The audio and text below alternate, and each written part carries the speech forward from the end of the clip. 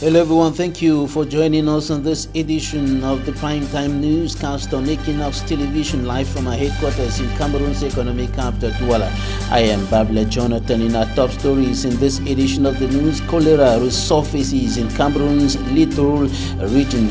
At least 1 dead and 10 cases have already been recorded. We'll bring to you updates on that in this edition of the news. And out of the country, leading opposition leader in the Republic of Congo's presidential election, Brice Parfait Kolela, dies, and at least 38 other persons are reported to have died in violent attacks in different localities in Niger.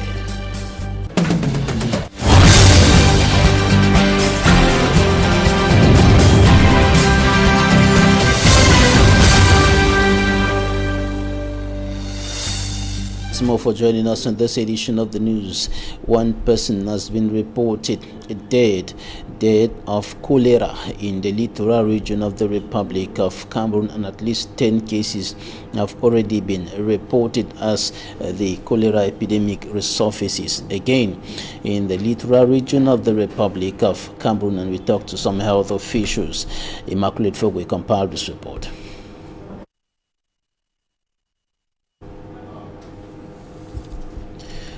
We shall be coming back to that report in a short while in this edition of the news. Time for us to talk about the coronavirus pandemic, which is also killing many more persons in the Republic of Cameroon. Many have died of COVID-19. Many have been infected with coronavirus.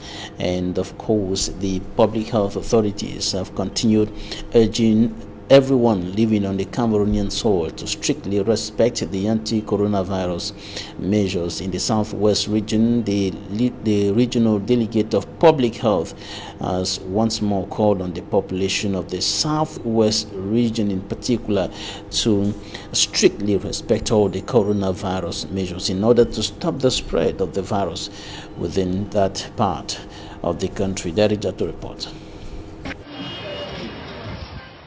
As the second wave of coronavirus pandemic penetrates, health personnel drawn from the 18th health district of the southwest region, the representative of World Health Organization in the region, and the head of private health institutions operating in the southwest recently converged on Boya under the theme, "Let's intensify the fight against COVID-19 in the community." We have to do a broad-based sensitization. We have to do a proximity sensitization to bring back everyone to where we were about August, September, when the pandemic we thought the pandemic had ended. And this is the picture on the field where the real battle is. You put on a face mask each time you are traveling. There are many people here. We don't know what can happen. So we are just appealing. You don't have a face mask. Where's your face mask? We are at Mile 17 bus station, and Echo Charles, president of this Mile 17 bus station, is bent on seeing that his park is not a contamination arena. Our bus station is a transit point where we have so many persons who are coming in and out of Boya. So we are sending a very strong message that the disease is in the distance. We are appealing that we should put on a face mask, we should learn to continue to washing of our hands.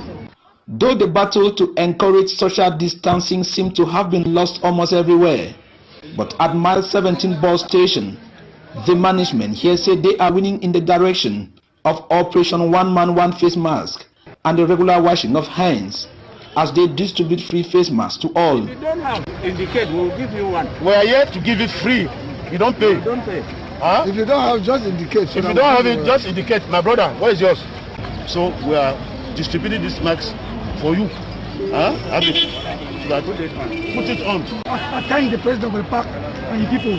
Do what they do. Concerning the coronavirus and the sensitization report of it's good what they have done. I'm very happy about it. And they say it will be a continuous process until COVID-19 gets tired and leave them alone. Njombe Penja in the Mongo Division, Littoral region of the Republic of Cameroon, is mourning the mayor of that municipality. Paul Eric Kinge gave up the cause last night, and according to administrative authorities, he died of COVID-19. It was in this report by Charles Ekome. The news struck the population like a sledgehammer to the head. The mayor of Njombe Penja, Paul Eric Kinge, is no more.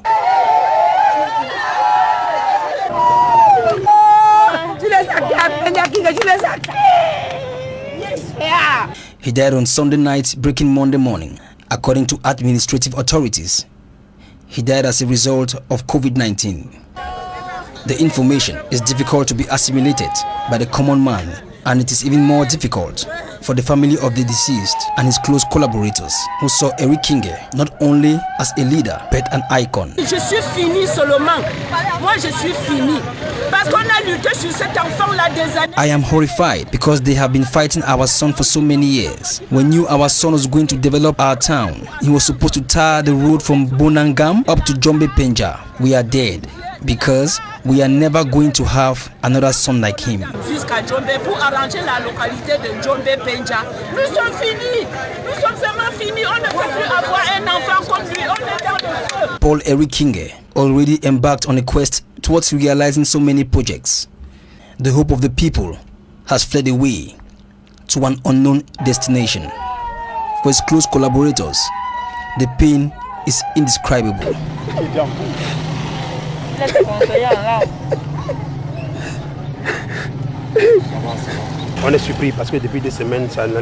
For the past 2 weeks, he had a couple of headaches.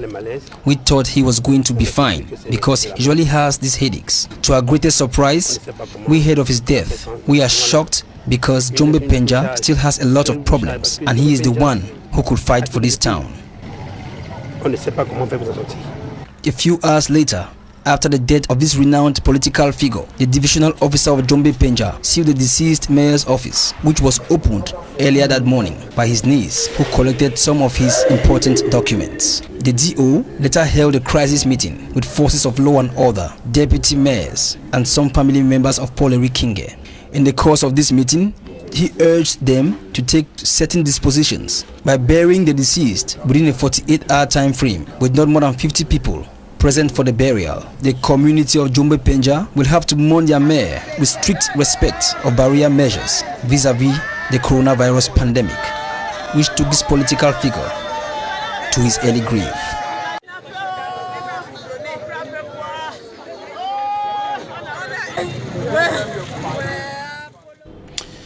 Who was Paul Eric Kinge?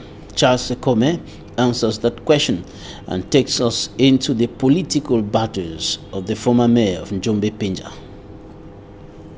Bosse chaque jour, un peu grandement, un peu fortement. Deceased mayor of Njombe Penja, Paul Eric Kinge, was a politician who faced adversity from the regime and fight against tribalism in Cameroon. On February 8, 2008, Paul Eric Kinge, newly elected mayor of Njombe Penja at the time, was picked up at his home and brought to court. The state of Cameroon accused him of being one of the instigators of the violent riots that bloodied the country. The mayor was suspected of having contributed through rioting. His defense called out for perseverance, but nothing helped. The sentence of the court was heavy as he was sentenced to life imprisonment. Nearly 8 years later, after a long and painstaking judicial process behind bars, the Supreme Court overturned the judgment to the great satisfaction of Paul Eric Kinge. He had benefited from a decision at the United Nations to repair the fault of the government, which was supposed to pay him 4 billion francs CFA. Eric Kinge was also shortlisted because he took up the cause to defend 1,500 Bamileke families threatened with eviction in Njombe Penja. For Mr. Kinge, the Cameroonian is at home everywhere he is. The Bamileke is therefore at home in the Mungu division. Paul Eric Kinge based his life on moral, ethical, republican and patriotic values. He is radically opposed to all forms of justice and social inequalities. For Mr. Kinge, the refounding of Cameroon passed by these values. It is among others for this reason that he accepted on June 4, 2017 to be invested at the head of a political party for humanitarian purpose, the Patriotic Movement for a New Cameroon, MCPN, whose motto is Cameroon First. Eric Kinge was also the campaign manager for Professor Maurice Kamto during the 2018 presidential elections. In January 2019, without having demonstrated, he was arrested and imprisoned in Yaoundé, where he spent 9 months in the same cell as his former ally, Maurice Kamto, from whom he had already disassociated himself. On his release from prison, he appeared on several media, shooting red balls at the president of a CRM political party, who refused to go for the legislative and municipal elections of February 2020. Eric Kinge later presented his candidature for the position of mayor of Djombe Penja with his MPCN party in the last elections, where he emerged victorious, taking over this office 13 years after his first term, which he was unable to complete due to his detention. Barely a year spent at the head of the municipal executive of Djombe Penja, Paul Eric Kinge finally kicked the bucket at the age of 55. The Littoral Regional President of the Social Democratic Front, Honorable Jean-Michel Nincho, says his comrade and first Vice President of the party, Honorable O.C. Joshua, has excluded himself from the party, notably in the littoral region of the country. And he made this statement after an extraordinary regional executive meeting which took place here in Douala, coming on the heels of stiff criticisms against Honorable O.C. Joshua over his signature on a letter sent by some members of Cameroon's lower house of parliament to the U.S. Congress, criticizing the congressmen for what they considered as misleading presentation of the security situation in the Republic of Cameroon. Details with Charles Ekome. After the resolution of the National Executive Committee of the Social Democratic Front asking First Vice President Honorable O.C. Joshua and others to withdraw their signature from the controversial letter to the U.S. Congress, the littoral branch of the party completely dissociates itself from what it qualifies as cohabitation of the ruling Cameroon People's Democratic Movement. During an extraordinary regional executive committee meeting, Littoral Regional President Honorable Jean-Michel Ninche condemns what is considered as an attempt to portray a bad image of the party by his comrade, Honorable O.C. Joshua.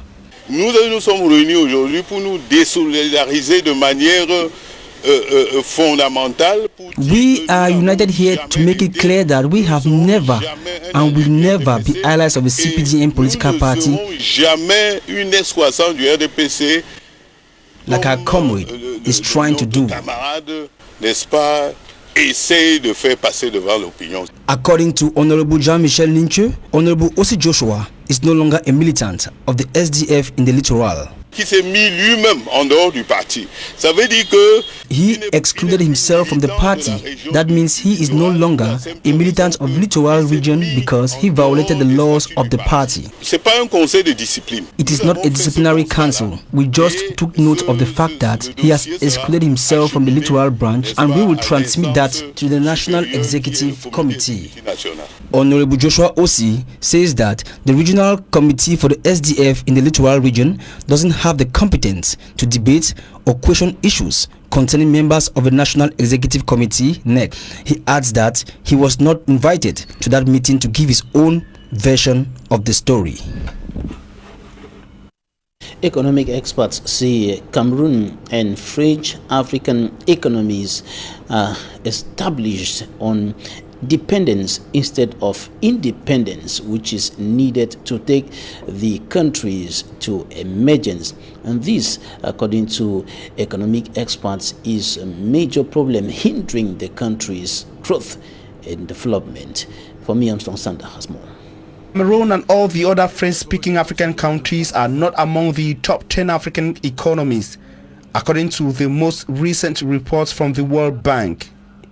A dishonorable economic position which, however, does not surprise some economic experts in Cameroon. For me, it's obvious. We have our tertiary sector, nothing has been developed. When you take the woman that is producing the banana of Cameroon, which is one of the best in the world, that woman that produces it How much does he get in the pocket? She gets at most 1/20 of the value of that banana sold in the shops in France, sold in the shops in England. Although even there's no much transformation. Now, if you get now to what they drink from banana, juice and all, I'm telling you, at most she gets 120. So money does not come out from the primary sector. The primary sector is good, it's wonderful. We are gifted of that. The problem, according to Tagia Pascal, goes even beyond the poorly developed secondary and tertiary sectors. We've been trained to consume. We have one of the best consumption society in the world. At once I read in a document that Cameroon was rated the 27th for consumption of champagne in the world. Cameroon, just like China, at the same level of China. Can you imagine? So we are just, they are not producing, just consuming.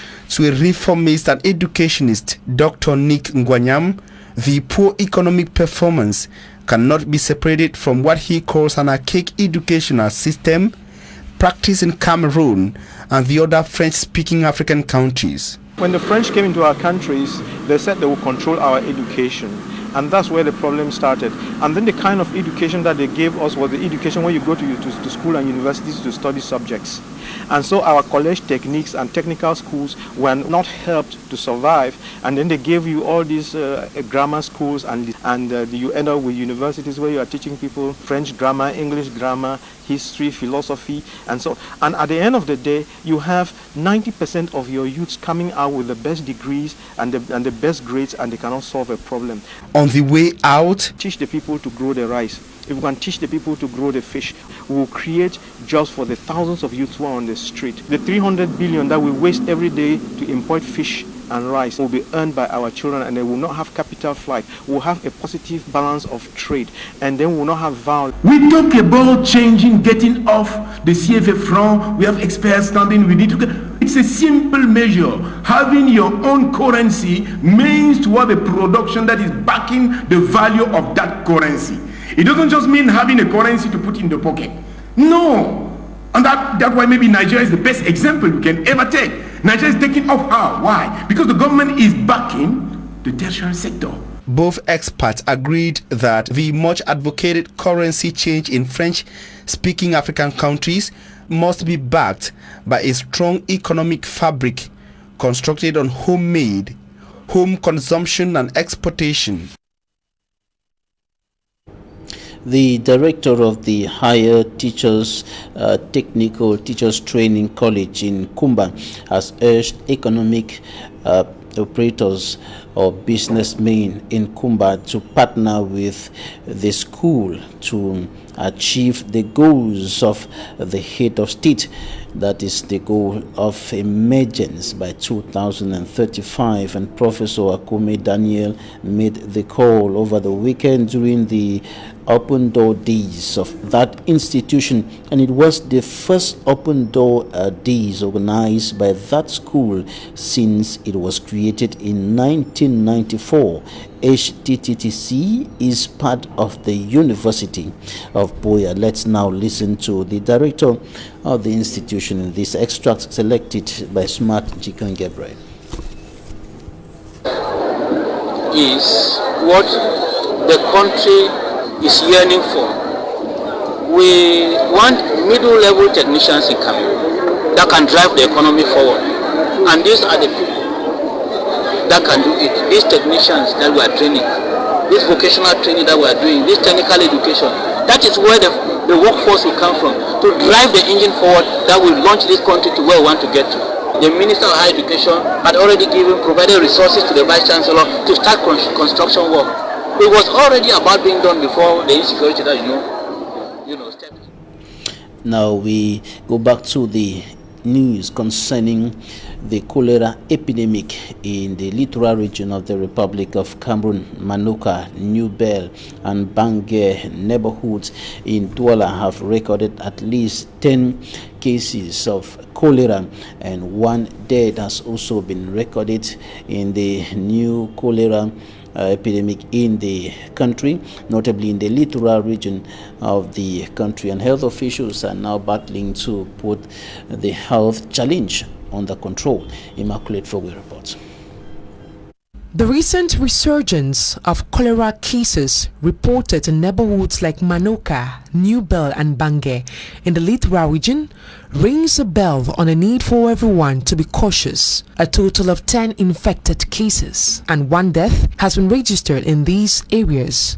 Health experts give reasons for the recent rise of cholera cases in the city of Douala. The unhygienic living conditions, open defecation, and ignorance about the spread of the disease are the major reasons for the occurrence of cholera in these areas.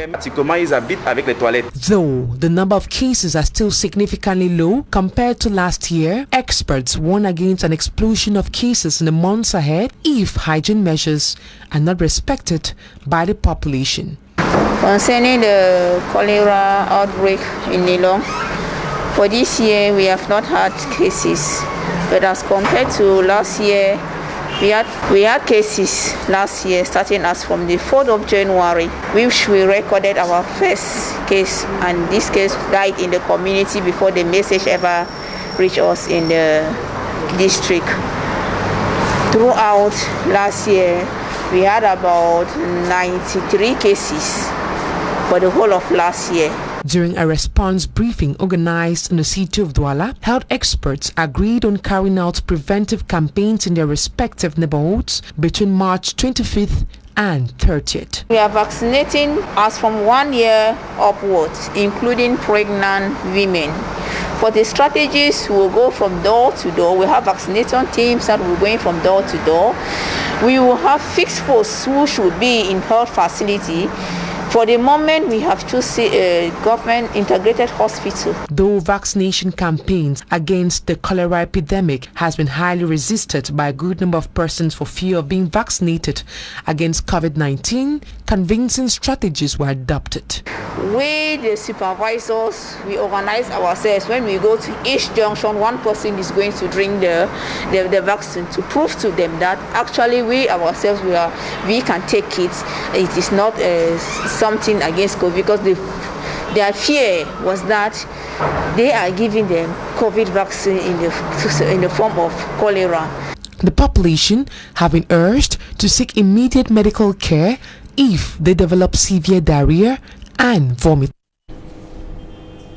Now, out of Cameroon, leading opposition leader in the Republic of Congo's presidential election, Guy Brice Parfait Kolela, dies less than 24 hours after the elections.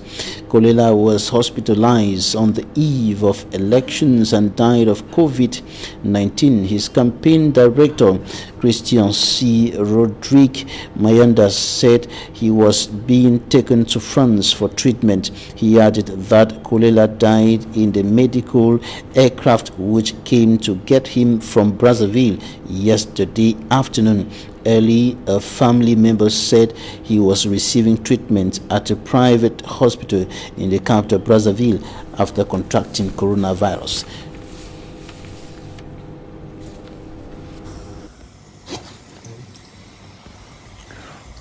Mes chers compatriotes, je suis en difficulté. Je me bats contre la mort, mais cependant, je vous demande de vous lever. Allez-y voter pour le changement. Je ne me serai pas battu pour rien. Battez-vous. Je ne me serai pas battu pour rien. Levez-vous comme un seul homme. Faites-moi plaisir. Je me bats sur le lit de mort. Vous aussi battez-vous pour votre changement. Allez-y. Il y va de l'avenir de vos enfants. Battez-vous. Merci. Those were some of the last words of opposition leader Guy Brice Parfait Kolela, who died of coronavirus. Out of the Congo Republic, we are now taking you to Niger. At least 38 people are reported to have died in violent attacks against civilians in 3 different localities in Tilia, Tawa region of Niger, and the victims are mainly internally displaced people and some injured persons. The attacks have or were launched by armed individuals who targeted people gathered around boreholes and wells for cattle. It is believed that the attacks could have been the response of several arrests of people suspected to belong to non-state armed groups in the localities. The Tawa region is regularly facing raid of non-state armed groups and criminal activities, including kidnapping and trafficking. The presence of security and defense forces has been reinforced over the previous weeks. This managed to reduce criminal activities, but activism of non-state armed groups remains a constant threat for civilians. And that's it for the first part of this newscast. Coming up next, Talking Point. Before we go to Talking Points, we now take this advertorial compiled by Smart Jikan Gabriel, one of the institutions in Yaoundé. It was a happy day for the students of the Academy of Health Sciences, ASA, located in Vogbeti in Yaoundé.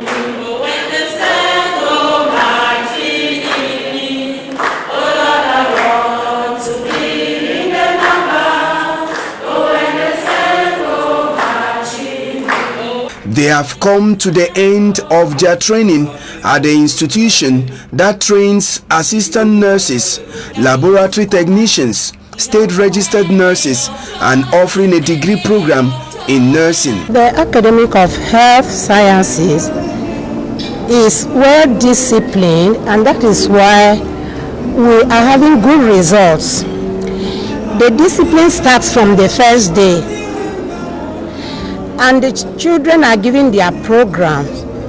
We make sure we exhaust the program of the school. We make sure the children are given all the lessons theoretically, and they do practicals.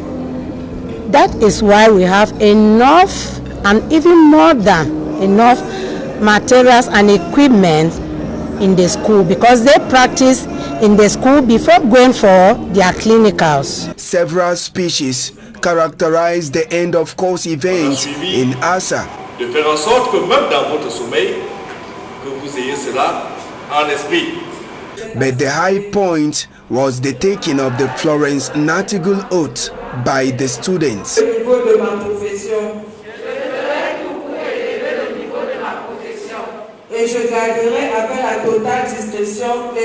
The students, who have had more than 5 years of training, were told to be ambassadors of ASA, particularly at this tough time when the world, and Cameroon in particular, is also confronting the problem of COVID-19.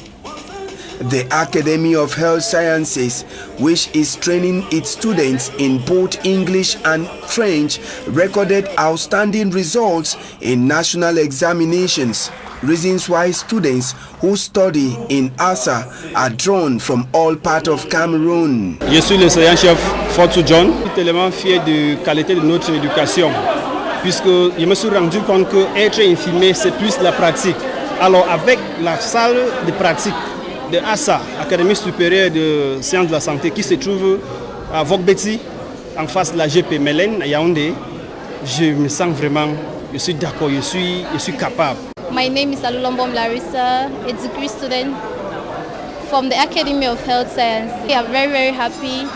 ASA, Academy of Health Sciences, is situated at Vogbeti, Yaoundé. ASA happens to be the only bilingual school in the country, and I can assure you that if you come to ASA, you get just the best. Other highlight of the graduation ceremony was the awards of end of course attestations.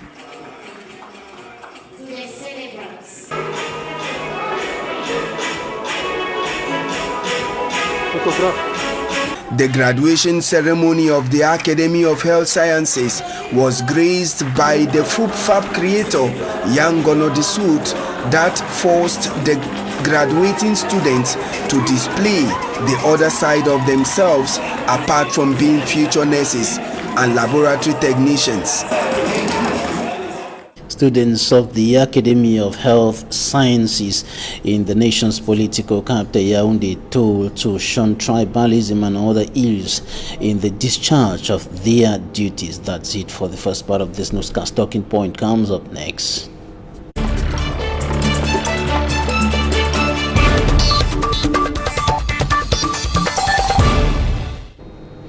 Thank you for staying with us in Talking Points. We are receiving a young politician. Dr. Oscar Ismail is the Littoral Regional President of Socialist Youth, and he is a member of the NEC Political Action Committee of the Social Democratic Front, chaired by Honorable Jean-Michel Ninche, Regional President of the Social Democratic Front in the Littoral region. Oscar, you're welcome.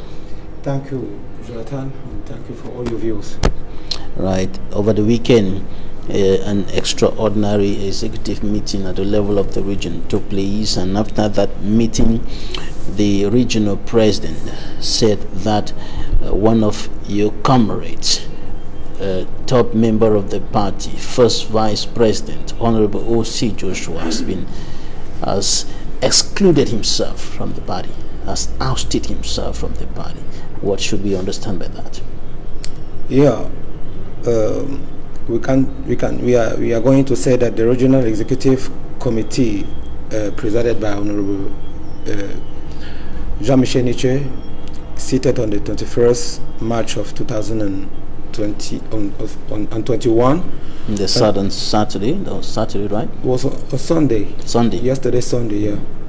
On effort to take note on all the anti-party acts perpetrated by Honorable Joshua Ossi since 2080 right up to date.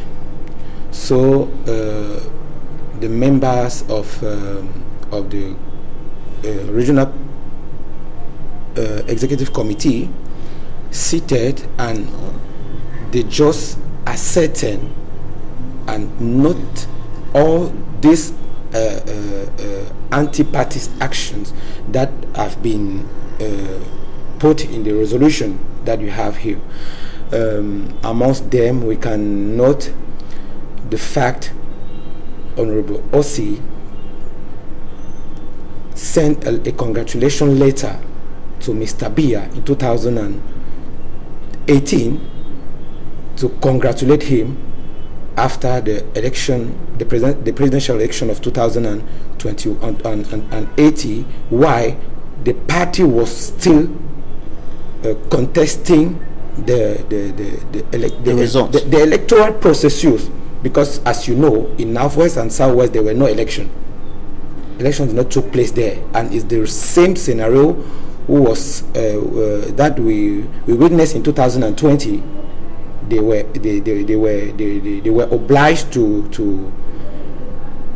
come back to this election in the North and Southwest, and even though we still have same result. So and he have a behavior, behavior against the NEC resolution. Why we as militant, we don't have the right, or we don't have quality to come over a NEC resolution. The Regional Executive Committee sat yesterday, Sunday, and observed these things. And you're talking about a letter of congratulation to the head of state. Isn't that a Republican act? Is it a crime to congratulate the head of state? Yeah, for his victory? You know, at that time, to the National Assembly, SDF was having a parliamentarian group, and the parliamentarian group seated and decided not to go there. That they will not participate at that ceremony. But Honorable Oshi, ceremony of presenting New Year wishes. No, the ceremony of okay, I was talking about another thing. The ceremony of swearing in of Mr. Biya at the National Assembly. The parliamentarian of SDF they decided not to attend that session, but Mr. Honorable Joshua Osei decided to go there alone, passing over the decision of the president of the parliamentarian group of SDF at the National Assembly. I want to get something else. No, the problem is that before we go further, I want to be sure that we're understanding what you're saying. Is it just about the fact that the party decided to go to the left and he thought, no, let me go to the right? Because when you look at a message of congratulations to the head of state, everybody will understand that it's a Republican act. When you look at his presence in the ceremony, the swearing-in ceremony of the head of state, he is a parliamentarian of the nation, and beyond that, he is a Cameroonian, and he can be anywhere at any given time. Isn't it right? The problem is that we are not sanctioning the act itself, but we are sanctioning the impact of the act that act on the field, because we as militant on the base, we are the person who are receiving much of the impact of this act of committed by Honorable Joshua Osei, because when we are attending some political platform of discussion, our opponent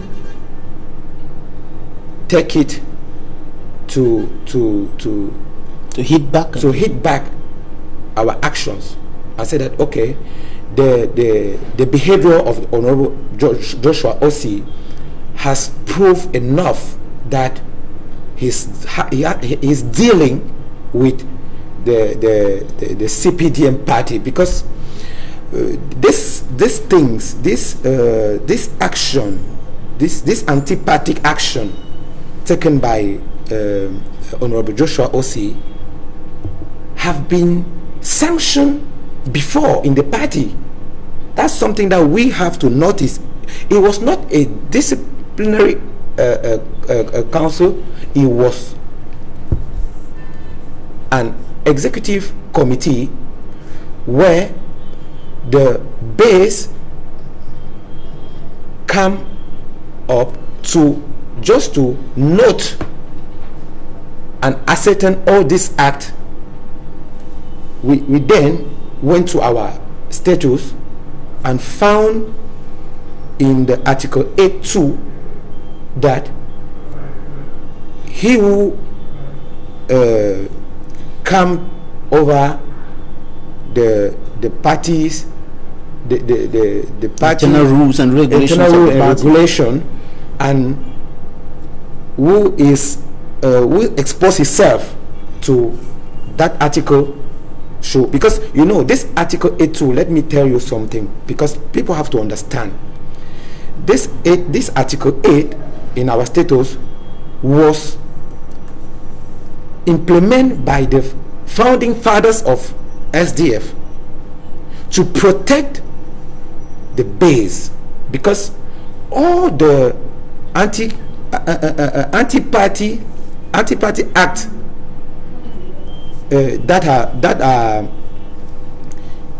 are taken every day by militant can only be noted by militant, because when you go to the neck, you are not sure that you have enough time to talk about all this. Now we have to. The occasion have been given here, as we have made it in 2002 with Professor Gwasiri, who signed a petition called how do they call it, Peace Act, with some CPDM members, and the regional committee of regional executive committee of Northwest just noted that that act is out of our rules and regulation, and they apply to Professor Wasiri, who was at that time the president of the councillor committee of the NEC. But O.C. Joshua said that the regional executive hasn't got the competence to debate on issues concerning a NEC member. No, it concerns disciplinary council. You people, regional executive committee, yes, don't have capacity to take a NEC member to a disciplinary council. But we notice here in Douala 1 that Honorable Joshua Osei, with Maitre Adeline Jomga and late Mayor Lotin Same, took Mrs. Kawala to a disciplinary council in Douala 1, where she was a member of NEC. What was not going, what was an action unconform to our status, which was in violation of the rules and regulations. So this A2 given to him has a foundation in our status, on a party status, and everyone can go and found it there. It's not like we have something against him. He's the one who went to the field and commits a certain number of which according to what you say now, according to the text, according to our status, which are anti-party, and the sanction is an auto exclusion, as said by the status of the party. That's why Honorable Jean-Michel Nietzsche said that the Honorable Member of Parliament, first Vice President of the party, has excluded himself from the party. According to our Joshua said that the issue is not in the competence of the regional executive to debate matters concerning a national executive member, and he also said that he was not invited to that meeting to give his own side of the story. Donc, Oscar Ismail, you are the Littoral Regional President of Socialist Youth and member of the NEC Political Action Committee headed by Honorable Jean-Michel Nietzsche. Thank you for your time. Thank you, but let me just add something, is that Honorable Joshua Osei was invited to the meeting, but he did not come. Thanks, ladies and gentlemen, for staying with us. That's it for today.